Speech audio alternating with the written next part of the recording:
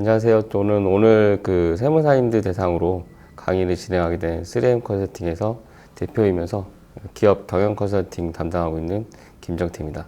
네, 오늘 강의를 세무사님들 대상으로 해서 경리나라를 어떻게 활용할지에 대한 강의를 진행할 거고요. 그래서 우선 경리나라에 대한 간단한 소개 그리고 해드릴 거고, 그리고 나서 이제 프로그램 실제로 오늘 이제 그 프로그램을 갖고 같이 이제 여기 오신 분들 세무사님들이랑 같이 실습도 해보고 같이 이제 활용법 그리고 기능들 위주로 강의를 진행하겠습니다. 그래서 우선 경리나라에서 간단히 좀 설명을 드리면 이게 제가 이런 한번 질문을 드려보고 싶어요. 경리나라에는 있다 없다. 경리나라에 뭐가 없을까요? 답은 경리나라에는 회계가 없습니다. 아마 이제 여기 이 강의를 들으시는 분들이 세무사님들이실 텐데, 그 주로 하시는 게 이제 회계 업무시잖아요. 회계 처리를 한 다음에 그에 해당하는 재무제표를 만들어서 세금 신고를 하시는데, 회계랑 이제 제일 많이 하시고, 어떻게 보면 회계가 없으면 어떤 그런 내용들이 안 만들어지고, 그리고 회사들이 그런 관리가 안 되지 않을까 생각하시는데, 회계가 없어도 어느 정도의 격리 업무는 가능합니다. 그래서 아마 회계가 있어야지만 격리 업무가 가능하면 모든 회사들이 다 회계 관련된 프로그램을 써야죠. 그렇지만 실제로는 회계 관련된 프로그램을 많이 쓰진 않고 거의 대부분 엑셀로 사용을 하는데, 이제 회계하면 차변 대변이잖아요. 근데 엑셀로도 차변 대변을 하지 않고도 어느 정도의 격리 업무를 많은 기업들이 하고 있습니다. 그래서 꼭 회계가 필요한 건 아닙니다. 그래서 오히려 회계가 없어서 누구나 쉽고 좀 회계 관련 지식이 없어도 경리나라를 사용하는데 오히려 그런 편함이 있기 때문에 오히려 격리 업무가 더 쉬워지고 누구나 격리 업무를 할 수 있게 됩니다. 그래서 그러면 경리나라에는 아까는 없다였는데 이번에는 경리나라에 무엇이 있을까요? 답은 경리나라에는 이체가 있습니다. 그래서 경리나라는 어떤 다른 프로그램들, 회사들이 쓰는 회계 관련이나 격리 업무 관련 프로그램들 중에 유일하게 그 프로그램들과 다른 부분이 딱 하나 있다면 바로 이체입니다. 이체. 그래서 경리나라에만 이체 기능이 있습니다. 그래서 다른 프로그램에는 제가 이체 기능을 못 봤어요. 그래서 만약 있으시면 한번 제보해 주세요. 그러면 아마 제가 살해하겠습니다. 없을 겁니다. 그래서 경리나라에는 이체 기능이 있는데, 그 이유가 경리나라를 만든 회사가 웹캐시라는 회사인데, 웹캐시는 원래 은행의 인터넷 뱅킹을 구축해주는 회사여서 은행에서 어떤 다른 회사들이 금융 관련된 이체 기능을 넣고 싶어도 은행에서 그 망을 열어줘야 되는데, 웹캐시는 그런 인터넷 뱅킹을 만들었던 회사이기 때문에 그런데 관련된 것들을 은행에서 오픈을 해줄 수 있습니다. 네, 다른 회사들은 이제 보안이나 여러 문제 때문에 그런 것들을 오픈해주진 않죠. 그래서 경리나라에만 이체가 있다. 네. 그래서 이체가 있는 게 격리 업무 할 때 굉장히 편하다는 걸 이따 한번 그 기능 같은 거 보시면 더 잘 느끼실 겁니다. 그래서 경리나라는 그 경리나라, 격리 업무를 하는 프로그램이죠. 그래서 격리 업무를 하는 도구이기 때문에 그럼 우리가 격리 업무가 어떤 건지는 좀 간단히 아실 필요가 있어요. 그래서 제가 가장 기본적인 격리 업무를 좀 간략하게 설명을 한번 드리겠습니다. 그래서 가장 첫 번째 기본 격리 업무는 모든 회사들이 거래 없이는 회사가 유지될 수 없어요. 혼자로서 존재할 수 없죠. 어떤 회사에서 원재료를 매입하거나 어떤 서비스 용역을 받아서 그걸 가공해서 또 제품이나 서비스를 만들어서 다시 판매를 하죠. 그렇기 때문에 항상 매입 거래처가 있고 매출 거래처가 있고 말대로 돈을 쓰는 거래처, 돈을 받는 거래처가 있죠. 그래서 그럼 우리가 어느 거래처와 거래를 하는지를 에 대한 정보를 갖고 있어야 돼요.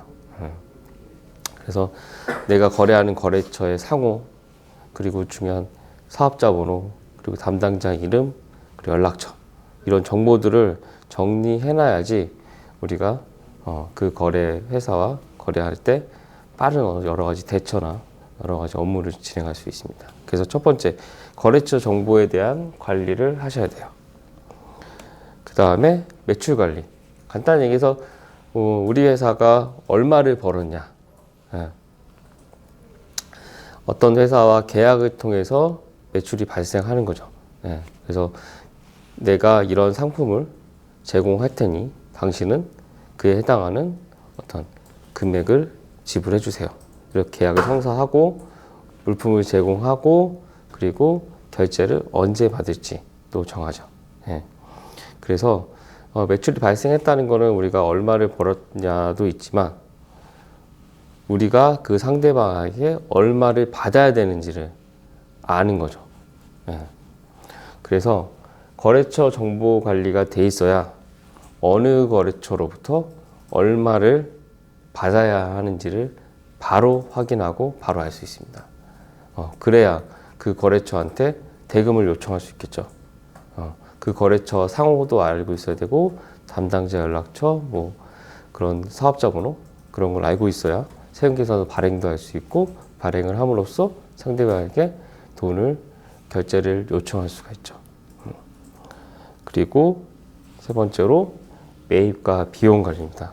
그래서 우리가 얼마를 썼냐, 얼마를 썼냐를 아는 거죠. 그 의미는 또 아까 매출 관리처럼 상대방에게 얼마를 지급해야 되는지를 아는 겁니다. 그래서 거래처 정보가 정리되어 있으면 그 거래처 정보에 따라서 어떤 거래처에게 얼마를 지급해야 되는지, 그러면 이 정보가 두 정보가 연결이 돼 있어야죠. 그러면 바로바로 내가 어느 거래처에게 얼마를 지급해야 되는지를 알 수 있기 때문에 그걸 모르면은 내가 그 거래처에 돈을 덜 줄 수도 있잖아요. 그렇죠? 네 번째로 우리가 매출이 발생했다고 해서 끝나는 게 아니라 매출이 발생하고 나서 그 거래처에게 돈을 받아야 되죠. 돈을 받아야지 그 돈을 또 받아가지고 또 다른 매입 상품을 원재료를 매입하거나 또 급여를 줘서 또 회사를 어떤 매출을 일으킬 수 있는 활동을 할 수가 있죠. 그래서 내가 어떤 거래처로부터 얼마를 벌었고 얼마를 받아야 되는지를 알면 내가 그 거래처한테 돈을 요청해서 돈을 받고 나서 그 받은 내용을 기록을 해놔야겠죠. 그리고 지급 업무. 내가 어느 거래처로부터 얼마를 썼고 그리고 그 거래처한테 얼마를 지급해야 되는지를 알면 그러면 그 거래처한테 돈을 지급하고 그 지급한 내역을 정리를 해놔야겠죠. 그러면 매출 관리 얼마를 벌었냐 그리고 얼마를 받았냐 여기서 요거를 빼면 미수금 잔액이 되죠. 그리고 우리가 얼마를 거래처한테 지급해야 되는지를 알았고 거기서 지급한 금액을 빼면 미지급 잔액이 나오겠죠. 그리고 이 거래를 통해서 발생하는 증빙들을 관리해서 이 자료를 바탕으로 우리가 또 세무사무실에 전달해서 회계 처리를 하는데 관련된 자료를 제공하고 그걸 통해서 또 세무신고를 할 수 있겠죠. 그래서 이게 모든 회사들이 기본적으로 어떤 뭐 대단한 IT 회사든 네이버든 삼성이든 뭐 페이스북이든 모든 회사들이 이 가장 기본적인 업무는 다 똑같아요. 그래서 이것들이 여기 계신 세무사님들이 이 자료가 주로 하시는 게 이제 이런 관련된 자료를 받아서 세금 신고를 하시는 거잖아요. 그럼 이게 세금 신고와 어떻게 이어질까요? 매출, 비용, 부가세 신고는 어떻게 보면 부가세를 계산해서 신고를 해서 납부를 하는 것도 있지만 그 매출을 확정하는 거잖아요. 그 회사의 매출을 확정하는 거잖아요. 그러면 그 회사가 매출이 얼마인지를 알아야 세무사님들도 매출을 확정하고 잡는 데 도움이 되시겠죠. 그리고 매입 비용, 얼마를 썼는지. 그래서 매출에서 매출세액, 매입세액을 빼면 그게 부가세죠. 그럼 이런 내용들이 회사가 잘 정리를 해놨다면 세무사님들이 부가세 신고할 때 이 자료를 바탕으로 해서 부가세 계산을 빨리 할 수 있겠죠. 그렇지만 이 내용을 잘 정리해 놓지 않았다면 아마 세무사님들도 그 매출 잡는데 어려움이 있으실 거예요. 대략이라도 이 회사가 우리 회사는 매출이 뭐 5억입니다. 그런 내용으로 정리를 해놨다면 내가 집계한 매출 내역과 그 내역을 비교해서 맞는지를 확인해 볼 수 있죠. 그래서 이 회사가 이런 업무가 잘 이루어지면 우리 부가세 신고는 굉장히 편해집니다. 그리고 수납 업무, 지급 업무. 이거는 우리가 회계 처리하고 결산할 때 도움이 되죠. 법인세 신고하실 때 통장 내역을 받으시잖아요. 그러면 통장 내역을 잘 정리해서 줘야 그 외상 매출금도 잡을 수 있고 외상 매입금도 잘 계산해서 잡을 수가 있죠. 그래서 통장에 내가 어느 거래처한테 어떤 용도로 지급했는지가 정리되어 있으면 우리가 법인 결산할 때 굉장히 빠른 도움이 됩니다. 그래서 이 회사들이 이런 격리 업무가 잘 되면 대표님, 여기 계신 세무사님들의 세무 회계 업무가 굉장히 쉬워지고 빨라져요. 그래서 업무의 효율이 올라가요. 그래서 아마 세무사무실의 직원분들, 세무사님들한테 어떤 업체가 제일 그 세무신고하기 어렵냐 물어보면, 기장 업무하기 어려우냐 물어보면 자료를 늦게 주거나 자료를 줘도 제대로 정리해서 잘 안 주거나 그런 회사들이 어렵다고 그래요. 네, 격리 업무는 그런 자료들을 잘 정리해 놓으면 우리가 세무 신고하고 회계 처리하는 데 많은 도움이 됩니다. 그래서 아까 얘기했던 것처럼 격리나라에는 회계가 없어요. 회계가 없는데 어떻게 격리 업무가 가능할까요? 보면 이게 대부분 회사들이 엑셀로 미수금 관리, 미지급금 관리하는 엑셀 내용이에요. 보시면 차변 대변이 아니죠. 여기 이쪽 부분에 우리가 발행한 세금 계산서를 기입해 놓고 어느 날짜에 얼마의 세금 계산서를 발행했고, 그리고 언제 날짜에 어떤 금액을 받았는지. 그래서 5월 2일 날 300만 원짜리 세금 계산 발행하고 5월 25일 날 200만 원 받았다고 입력하면 여기서 300에서 200을 뺀 100만 원이 이제 미수금 잔액으로 남겠죠. 계속 회사들은 이런 식으로 밑으로 내려가면서 기록을 해요, 보통. 미지급금 잔액도 똑같죠. 근데 여기서 이제 엑셀이 막 이렇게 내 마음대로 다를 수 있으니까 함수도 바꿀 수 있고 글자 크기도 조정할 수 있고 이 길이도 조정할 수 있고 또 엑셀 시트 추가해서 이렇게 할 수도 있는데, 이런 것들은 다 내가 관련된 세금 계산서를 보고 손으로 치거나 복사해서 붙여넣기 하거나 하다가 이 관련된 것들을 빼먹고 입력을 하지 않거나 잘못 입력했을 경우에는 이 잔액이 틀어져요.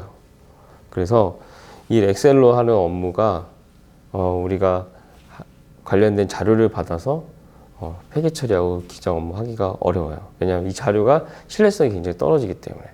그리고 우리 거래처들은 대부분 엑셀로 하면서 업무를 굉장히 비효율적으로 하고 있어요. 보면 이렇게 보시면 시트별로 거래처가 이렇게 하나씩 있죠. 그럼 시트가 엄청 늘어나겠죠. 그리고 이런 엑셀 파일이 수십 가지가 되겠죠. 미수금 관련된 엑셀 파일, 미지급금 관련된 엑셀 파일, 뭐 거래처 정보 정리해 관련 엑셀 파일, 매출 정리해 놓은 엑셀 파일. 파일들이 많아지다 보면 담당자가 바뀌었을 때 그 파일이 제대로 전달이 안 되거나, 그리고 그 엑셀 파일을 직접 만든 사람이 아니기 때문에 그 파일을 받아도 제대로 쓰기가 어려워요. 그래서 보면 회계가 없죠. 그렇지만 다 금리 업무가 가능하죠. 격리나라도 이런 어떤 중소기업들이 쓰는 양식들 그리고 관련 내용들을 보니까 회계 기능이 없어도 이렇게 쉽게 누구나 금리 업무를 할 수 있게 프로그램이 만들어졌어요. 그래서 이따 격리나라 프로그램을 직접 보시면 이 의미가 어떤 의미인지 아실 거예요. 그래서 대신 격리나라는 엑셀보다 업무 효율이 더 높고, 그리고 관련된 내용을 빼먹을 일이 없기 때문에 자료에 대한 신뢰성도 높고요. 그래서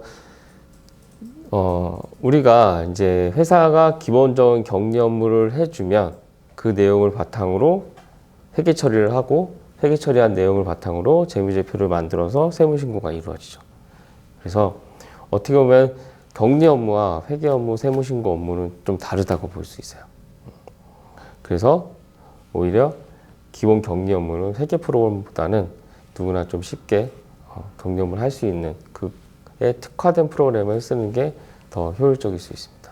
그래서 그 내용을 바탕으로 또 우리 회계 관련된 세무신고 관련할 수 있는 프로그램, 뭐 세무사랑이나 도전 프로그램을 통해서 또 자료를 연결시켜서 또 할 수 있게 편리하게 돼 있어요. 그래서 우리가 서울에서 부산까지 간다고 했을 때 단계별로 가야 된다는 거죠. 그래서 우리가 회계 세무 업무가 쉬워지려면 우리 회사의 격리 업무가 잡혀야 돼요. 그래서 여기 계신 세무사님들이 격리 나라를 직접 세무사무실에서 또 세무사무소도 회사잖아요. 그래서 회사도 세무사무소에서 격리 업무를 격리 나라도 해보시고, 그리고 우리가 거래처들이 격리 업무의 문제점을 많이 가지고 있을 수 있어요. 격리 업무를 굉장히 비효율적으로 한다거나 그 내용 정리된 데이터들이 좀 적시성 있게 대표한테 보고가 되지 않는다거나 혹은 그 내용들이 신뢰성이 없거나 그런 여러 가지 문제가 발생했을 때 그 문제를 해결해 줄 수 있는 컨설팅을 또 진행하실 수 있습니다. 그래서 컨설팅을 진행하려면 여기 계신 세무사님의 능력과 그걸 해결할 수 있는 도구, 시스템을 갖고 계셔야 컨설팅을 진행할 때 그한테 맞게 해드릴 수 있어요. 컨설팅을 진행하시는데 엑셀 파일 양식을 만들어 줄 수는 없잖아요. 그렇죠? 그래서 뭐든지 어떤 서비스는 어떤 제품은 어떤 문제를 해결하는데 활용되죠. 그게 다 이제 수익으로 연결되고 우리의 불편함, 문제점을 해결해서 탄생한 서비스들이 굉장히 많죠. 우리가 세무신고를 비효율적으로 어렵게 하니까 세무신고 관련할 수 있는 프로그램들이 생겼죠. 그런 것처럼 우리 회사들이 격리 업무를 어렵게 하고 힘들게 하고 좀 여러 가지 문제를 가지고 있는 업무를 해결할 수 있는 도구로 저는 격리 나라가 굉장히 적합하다고 봅니다. 그래서 세무사님들이 격리 나라를 잘 아시면 여러 가지 세무 기장 서비스에도 다른 서비스를 많이 하실 수 있다고 봐요.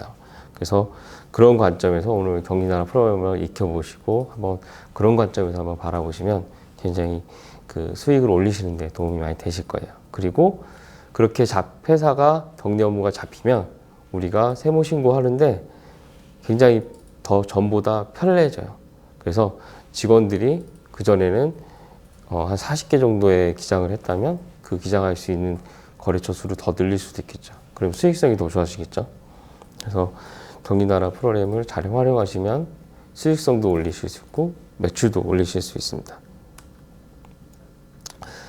그래서 우리가 여기 계신 세무사님들이 일을 하실 때 4명의 이해관계자와 같이 일을 하세요. 첫 번째가 우리 거래처의 대표자분들, 그리고 우리 거래처의 격리 직원분, 그리고 여기 계신 세무사무실에 있는 직원분들, 그리고 여기 계신 세무사님들. 그래서 이 각각의 4명이 생각하는 게 다르고 원하는 분이 다르세요. 그래서 보시면 대표자는 보통 의사결정에 도움을 받고 싶어 하세요. 그리고 회사가 관리되고 통제받기 원하세요. 그리고 격리 직원은 급여를 많이 올랐으면 좋겠고 인정받고 그리고 좀 더 일은 편하게 하면서 좀 더 급여를 많이 받고 싶겠죠. 세무사무실 직원분들도 똑같아요. 워라밸, 급여 인상. 그렇죠. 세무사님들은 뭐 대표자분과 비슷하겠죠. 매출을 올리고 싶겠죠. 이걸 통해서 수익성도 올리고 싶고. 그래서 각각의 이해관계자가 이 격리 나라를 바라보는 게 틀리고 격리 나라를 통해서 원하는 부분이 달라요. 그래서 오늘은 이제 제가 세무사님 관점에서 강의를 진행할 거고 다음에는 회사 입장에서 한번 강의를 또 진행하겠습니다.